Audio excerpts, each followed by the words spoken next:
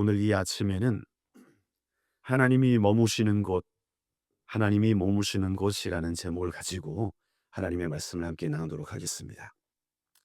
오늘 본문을 좀 잘 이해하기 위해서 우리가 8장부터 나타나는 말씀들을 잠깐 살펴볼 필요가 있습니다. 8장에 보면 에스겔이 바벨론에서 포로된 몸으로 있잖아요. 그때에 하나님께서 그분의 능력으로 임재하셔서 에스겔을 붙들어 가지고 저 팔레스타인에 있는 한 1000마일 이상 떨어져 있는 그곳으로 순간 이동을 시키십니다. 그 장면이 나타나요. 그러시면서 그 예루살렘 성전에서 나타나고 있는 모든 악행들, 그 성전에 있던 모든 사람들이 저지르고 있는 우상 숭배, 담무스 신을 애곡하는 것, 태양신을 숭배하는 것, 그 예루살렘 성전에서 일어나고 있는 그 하나님 보시기에 가증스러운 일들을 에스겔에게 다 보여주십니다. 그게 이제 에스겔 8장에 나타나고 있어요. 그리고 이제 하나님께서 그것을 보여주시면서 봐라, 이 성전에서 얼마나 지금 역겨운 일들이 일어나고 있는지. 성전 벽들을 봐라. 우상들로 가득하다. 우상들로 벽화가 그려져 있고 제사장들은 우상을 숭배하고 있고 그곳에서 여인들은 담무스를 숭배하고 있고, 이게 도대체 말이 되냐? 그러면서 그 가증스러운 장면들, 그것들이 역겨워하시면서 하나님의 심판이 나타나게 됩니다. 이제 그게 10장에서 9장에서 이제 나타나게 되죠. 거기에서 보면 9장에서는 이 예루살렘의 심판을 하나님께서 선고를 하세요. 하나님의 영광이요, 그 지성소에 있던 그 법궤 뚜껑을 속죄소 또는 시은좌라고 그렇게 불러요. 그래서 그 모양을 설명하자면 두 천사가 그룹이요. 천사를 그룹이라고 하는데 그 천사가 성막 뚜껑 위에 이렇게 양 날개를 펼치고 두 천사가 마주 대하고 있는 모양. 아마 어, 인터넷이나 혹은 자료에서 보신 줄로 믿습니다.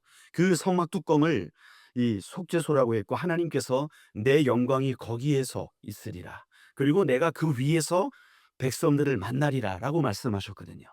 그러니까 그 이 그룹 위에서 하나님의 영광이 원래 머무셔야 되는데 그 영광이 그 그룹 위에서 떠나는 장면을 보여주세요. 그래서 하나님의 영광이 성전 문지방으로 가고요, 하나님은 그 이스라엘의 죄에 대해서 심판하기로 그렇게 결정을 하십니다. 하나님께서 이제 베옷을 입은 사람 한 사람을 시켜가지고요, 그 베옷을 입은 사람이라고 나타나지만 아마 천사가 아닐까 싶어요. 여긴 사람이라고 되어 있지만 그 천사를 통해서 무슨 일을 시키냐 하면, 너는 먹을 가지고 붓을 들고 가가지고 그 성전에서 일어나는 그 역겨운 일들을 보고 그 역겨운 일들 때문에 애통하고 슬퍼하는 자들, 그들 이름 위에 표를 써라. 이마에 표를 하라는 거예요. 붓을 들고 가가지고 표시를 다 하라는 거예요. 그 성전 안에서 일어나는 우상 숭배와 가증한 일들 때문에 힘들어하고 애통하고 역겨워하는 그 자들 이 머리 위에 표를 하라는 거죠. 그리고 그 다음에 명령하는 게 뭐냐면 그 이외의 사람들을 가서 다 죽여버려라, 그렇게 명령을 하십니다. 그게 바로 9장까지 나왔던 이 일들이에요. 거기 보면 9장 3절에 보면 그 사람이 들어갈 때에 그룹들은 성전 오른쪽에 있고 구름은 안뜰에 가득하며 그렇게 말씀하고 있거든요. 자, 여기 10장 3절입니다. 죄송합니다. 10장 3절에 그 사람이 들어갈 때에 그룹들은 성전 오른쪽에 있다.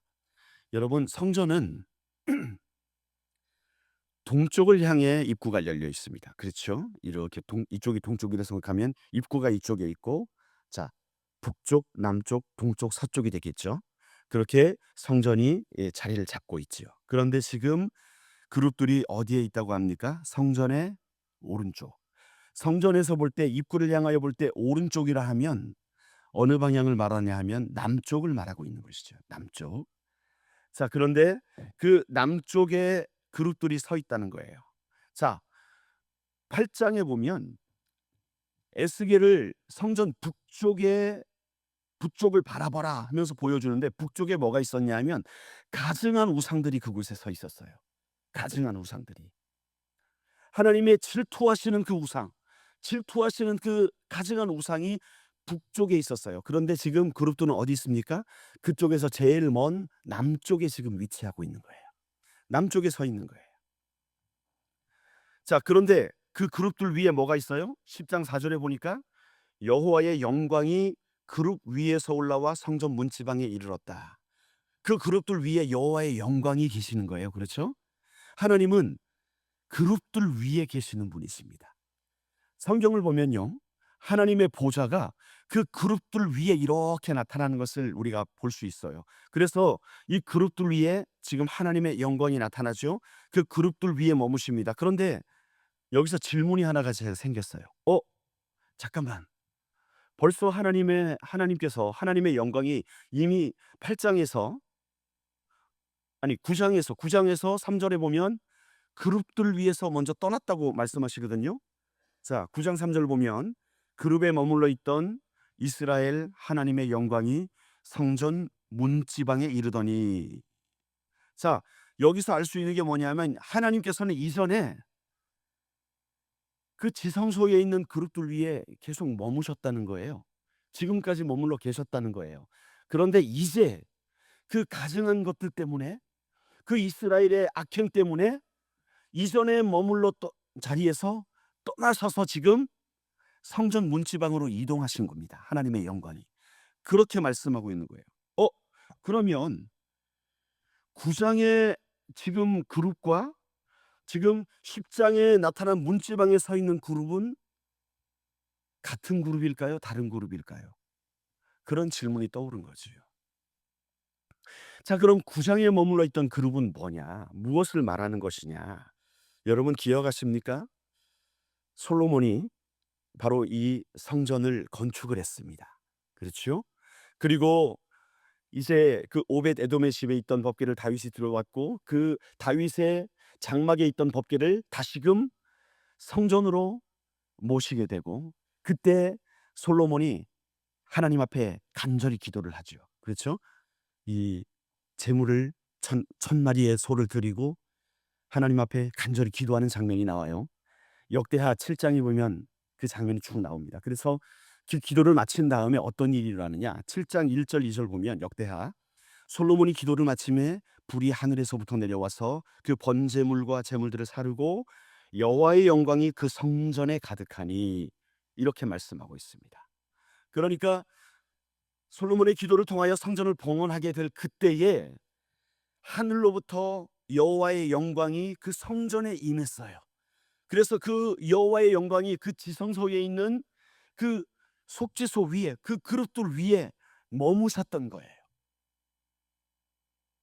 하나님의 영광이 그 솔로몬의 기도 이후에 그 성전에 가득하게 임하셨던 거죠.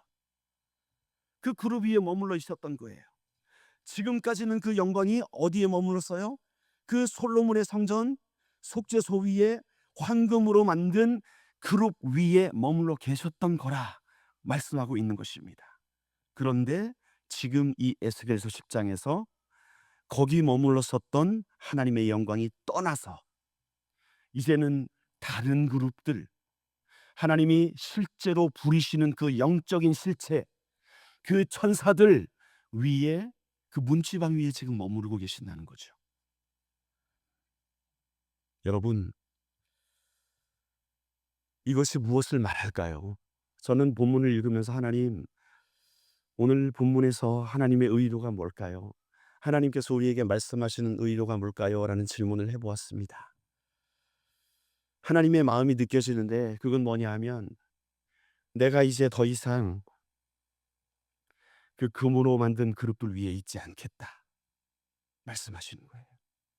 내가 더 이상 예루살렘 성전 지성소에 그 황금으로 만든 법궤 뚜껑, 그 속죄소 위에 내가 더 이상 거하지 않겠다.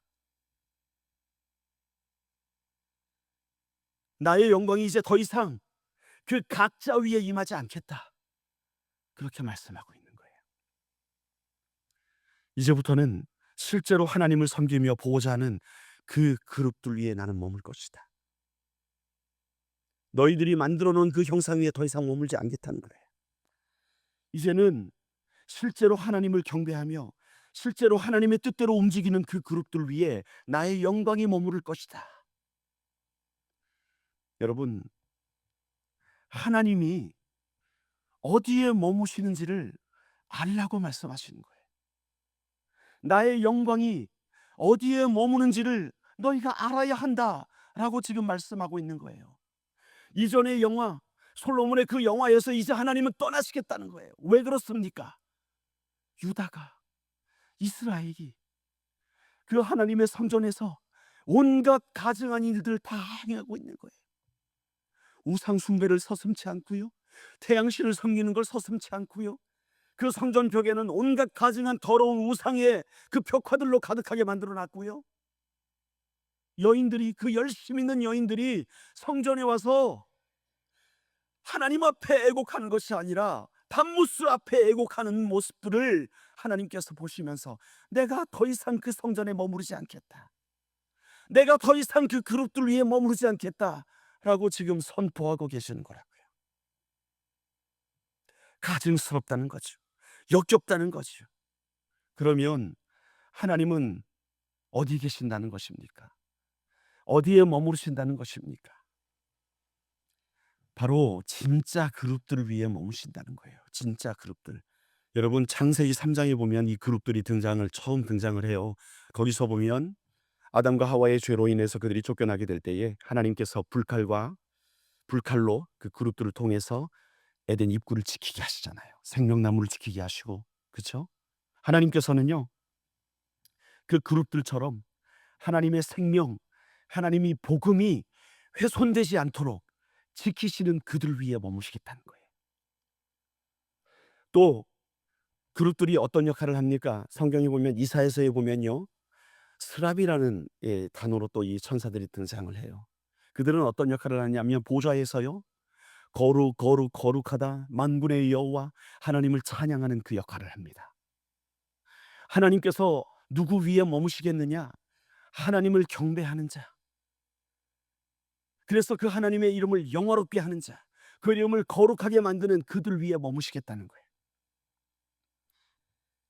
여러분, 그리고 그 그룹들은 어떤 모습입니까? 에스겔서 10장 5절 우리가 읽은 본문에 보면 그룹들의 날개 소리는 바깥 뜰까지 들리는데 전능하신 하나님이 말씀하시는 음성 같더라, 그렇게 말씀하고 있어요. 이게 무슨 말이죠? 그들의 날개 소리, 그들의 움직임 아닙니까? 그들이 움직일 때에 나타나는 소리잖아요. 그들의 움직임이 하나님이 말씀하시는 음성과 똑같다는 거예요. 다른 말로 하면 그들은 항상 하나님이 말씀하시는 그대로 움직이는 자들이라는 거예요. 하나님의 영광이 어디 머무시느냐?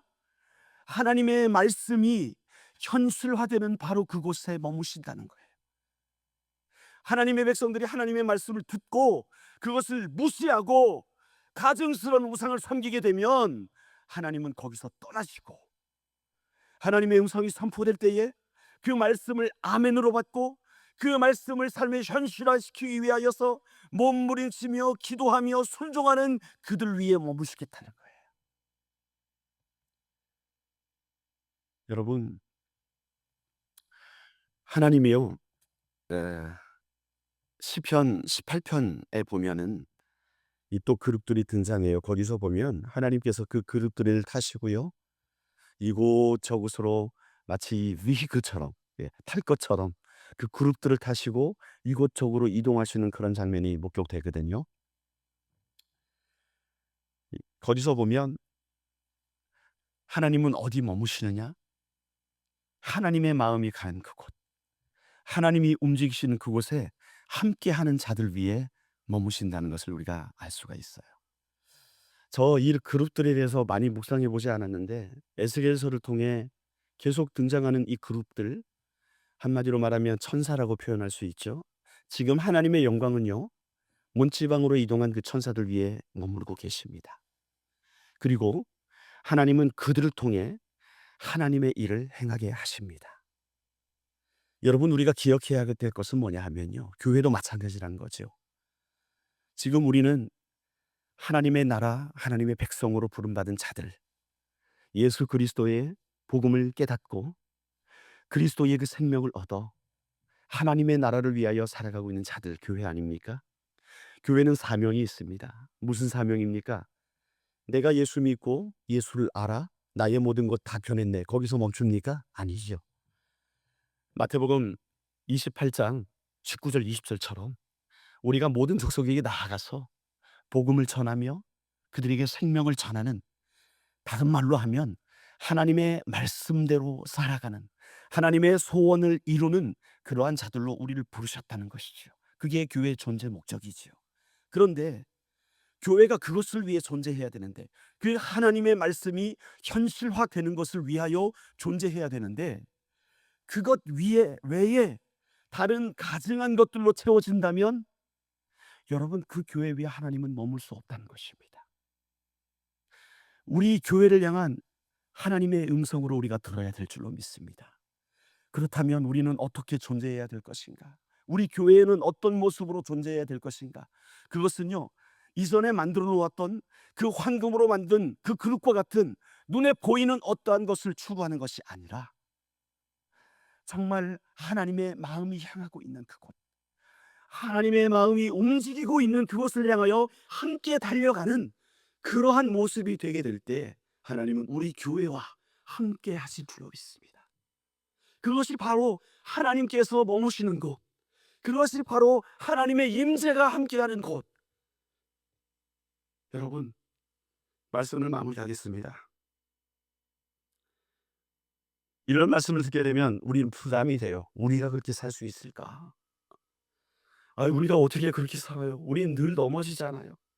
늘 죄악 가운데 우리가 조금만 방심하면 하나님 뜻대로 살다가 넘어지고 또 죄를 짓고 미워하고 용서치 못하고, 이런 일들이 일상의 다반사처럼 일어나는데 하나님, 이게 가능합니까? 그래서 예수님이 말씀하십니다. 수고하고 무거운 짐진 자들아, 다 내게로 오라. 내가 너희를 쉬게 하리라. 내가 너희에게 주는 멍에는 무거운 짐이 아니다, 가벼운 것이다 라고 말씀하세요.